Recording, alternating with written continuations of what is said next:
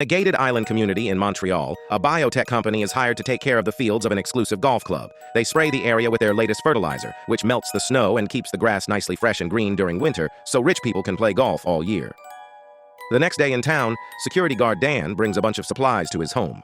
He's an obsessed survivalist who is always practicing for the worst and is brainwashed by a radio show that stands for every conspiracy under the sun. Tonight, Dan is practicing how to make a fire with no matches to no avail. So he grabs a shotgun shell to use its powder, which causes a small explosion that burns one of his eyebrows. In the golf club, Dan's daughter Patricia works as a caddy, while Michelle, the CEO of the biotech company, plays golf with a rich couple to show them how great the grass is doing thanks to their treatment. However, underneath the soil, the fertilizer particles are multiplying and contaminating the town's water. At a studio, an actor called Jacques has a glass of tap water before leaving to do some groceries. At the store, all the fruit and tools are washed with tap water as well, and on the shelves, water is sprinkled to keep you scent, perishables fresh. Suddenly dizzy, but ignores it for now.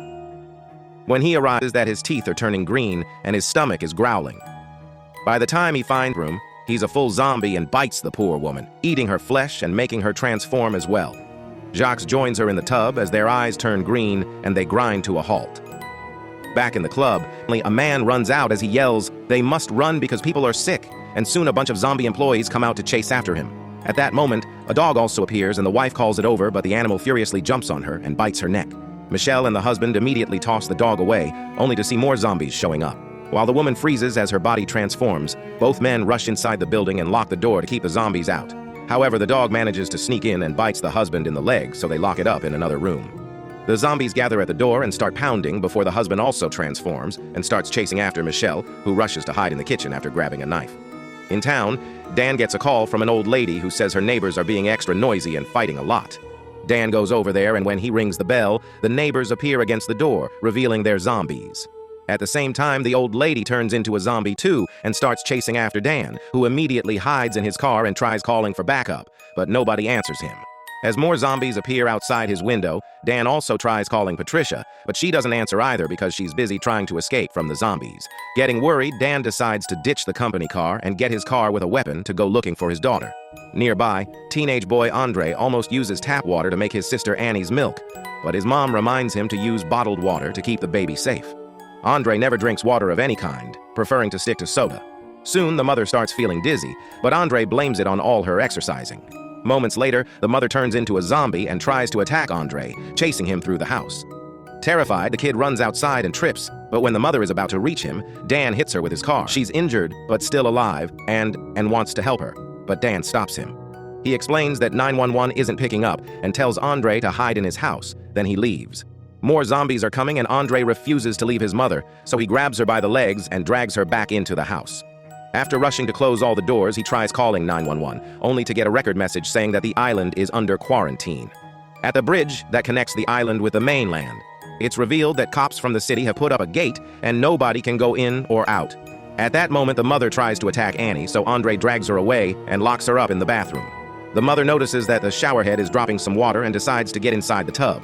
Meanwhile, Annie keeps crying, causing the zombies to keep gathering outside the door. Andre decides to cover her with pillows, a blanket, and even a big plushie until the crying can't be heard anymore, and the zombies leave. Minutes later, Andre's cat returns to the house through the pet door, and suddenly a zombie reaches inside, almost grabbing Andre. The boy leaves the room and the zombie stops moving, only to move again when Andre comes back with a golf club. He doesn't attack though, preferring to hide instead. At the golf club, Patricia hides in the garage and finally calls her dad for help.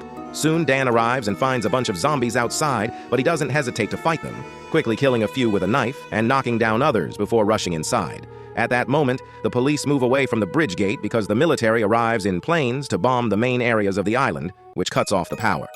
The next morning, Annie's nanny tries to take the bridge to go to work, but it's been destroyed too. Meanwhile, Andre records the zombies through the windrow, only stopping to watch a press conference of the Minister of Public Security. The man explains they had to destroy the bridge to isolate the problem and swears the situation is under control. At that moment, Andre's phone runs out of battery. Afterward, Andre checks on his mom and notices she's covered in some green goo. Suddenly, Annie crawls in and the mom tries to attack her, so Andre makes noise and shakes her favorite vegetables to make her follow him instead. Eventually, they reach the living room, and the mom accidentally bumps against the TV stand, causing the television to fall and kill her. Devastated, Andre has Ucent no choice but to take the body back to the bathroom and notices grass growing on her injuries. He then grabs her phone, but sadly it's broken. Then Andre takes a ladder to the front door to look outside and confirms the zombies are just standing there under the sun. Tired of the confinement, he grabs the golf club and puts Annie in a baby carrier before opening the door, letting the zombies see the cat and chase after it. With the entrance cleared, Andre runs as fast as he can toward the grocery store while the zombies chase him. The doors are locked and he almost gets surrounded by the monsters. But suddenly a door opens and Dan drags him inside. Dan has been here since yesterday and has made a little camping space, but he doesn't have a plan. All boats have been taken away, and swimming in the river will kill them with hypothermia. Andre goes looking for baby formula, while Annie looks around and she suddenly discovers a zombie behind locked doors. It's Patricia, who has been infected as well. Dan is keeping her around because he hopes someone may cure her later. At a golf club, Michelle has fortified all the doors and is using a radio to talk to his people at the company, who inform him experts are on their way and he must follow protocol too. The zombie dog keeps barking at him, so he kicks it away. It's also revealed that he's killed his friend in the kitchen. Back at the store, Dan still fails to start a fire, so Andre just uses a blowtorch. While they eat something, they listen to Dan's favorite radio show, which blames the zombie attack on eco-terrorists. The host gets to interview the Minister of Security, but the man is the typical politician who dodge questions or answers with vague words that say nothing. Suspicious, the host thinks the government will sacrifice the citizens to clean the area. Dan decides to call the radio station and explain that there are survivors asking for help. However, the host points out the rest of the world doesn't want the infection, so he wants to know what's going on before taking anyone's side. Frustrated, Dan hangs up. Afterward, Dan and Andre discuss their options and agree they should find the cause behind this, so a vaccine can be created. Dan thinks about it and comes to the conclusion it must be in the water because it's the only thing every single person has in common, and he doesn't drink it from the tap because of his paranoia. He even thinks terrorists may have poisoned the water, which Andre finds ridiculous. Moments later, the trio leaves the store with Patricia, whose head has been put into a cage to avoid biting. They find a bunch of zombies covered in green goo and enjoying the sun, and a little girl attacks Dan as soon as she sees him. He quickly pushes her off, but he doesn't have the heart to kill her and keeps going. The group manages to get into Dan's car before the zombies catch up and safely leave the area. Meanwhile, a pair of armed twins sent by the biotech company arrive at the golf club and shoot down every zombie that tries to get in their way without breaking a sweat. Inside, Michel is burning all the contracts and documents related to his deal with the club, but he keeps a small sample of the fertilizer. The twins soon find him, and Michel takes one of their suitcases, which contains spheres with the cure that will kill the infection within 24 hours. When he grabs a sphere, the twins capture him and force him to eat the fertilizer sample before knocking him out. As they drag his body away, the sphere drops to the floor. Back to the survivors, they arrive at the water plant and decide to leave Annie in the car, or her crying will attract zombies. They can't leave Patricia with the baby, so Dan and Andre bring her along when they enter the building, where a grassy zombie is hiding in the water. Patricia senses this and begins running to find him, so the guys have no choice but to follow her. She quickly finds the pool and jumps into it, causing Dan to jump as well to rescue her. Suddenly, the other zombie resurfaces and almost attacks, but when Dan finds Patricia, he holds her in front of him, and the other zombie pulls back. Andre comes closer and realizes the zombies won't attack each other, but the monster hears him and immediately starts chasing him.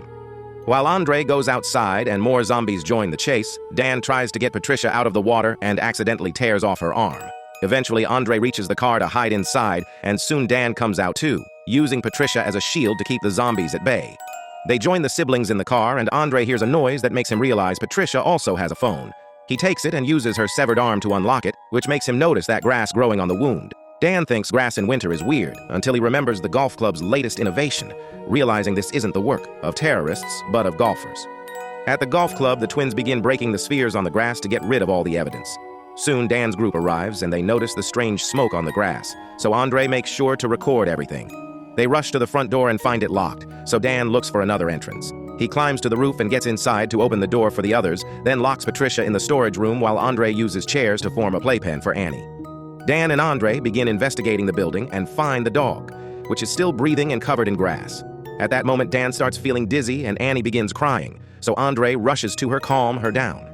However, he discovers she's escaped the improvised playpen. While Andre looks for his sister, Dan goes down a dark corridor and discovers a bunch of bombs that will blow up the building soon. He also begins feeling worse, but he refuses to give up and keeps going until he finds the room with a timer that connects to all the explosives. Dan falls and is too weak to stand up, so he uses Patricia's arm to stop the timer right before his eyes turn green, too. Outside, the twins notice nothing is exploding and go back inside to investigate. They find Annie in the kitchen and feed her the fertilizer before leaving. Andre keeps looking around and sees a zombified Michelle in a locked room, so he runs in the opposite way and finally finds his sister, so he takes her away. In another room, he finds his way blocked by the twins, who cover Annie's mouth and grab Andre to feed him the fertilizer. However, before the sample drops, Annie becomes a zombie too and bites the twin's finger off. The other twin is almost attacked by Dan, and when she fends him off, Andre pushes her toward him and Dan bites her. When Andre moves back, he steps on the cure sphere, causing the smoke to spread through the room and start working inside Danny and Dan. Afterward, Dan chases after Andre and they make it to the kitchen, but when Dan is about to bite him, he senses Annie's presence and pulls back. At the same time, the twins take out their guns and shoot each other simultaneously before one can finish transforming. Next, Andre takes Dan's old-school phone from his jacket and uses it to make Patricia's phone ring.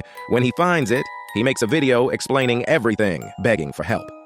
While the video reaches the news, Andre takes Dan to the storage room so he can stay with his daughter. Soon the government sends army helicopters to do some deep cleaning.